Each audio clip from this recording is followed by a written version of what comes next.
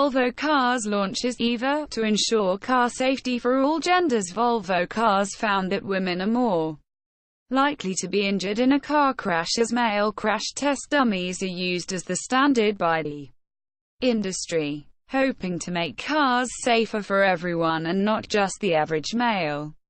It launched Equal Vehicle for All initiative, wherein it released data for automakers to study and take necessary precautions.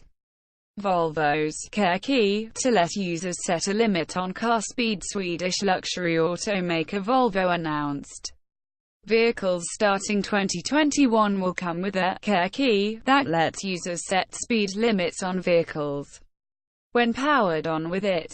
This follows the automaker's recent announcement that it will limit top speed of all vehicles starting 2020 to 180 kmph.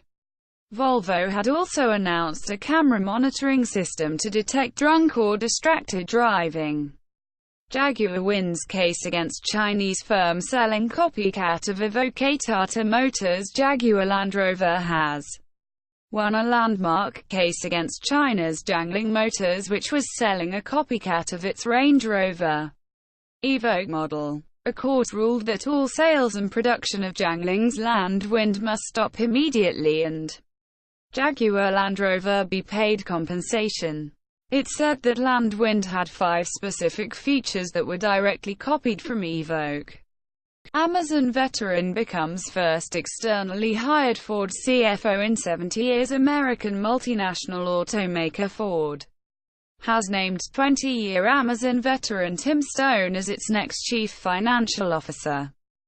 CFO, the first external hire in around 70 years.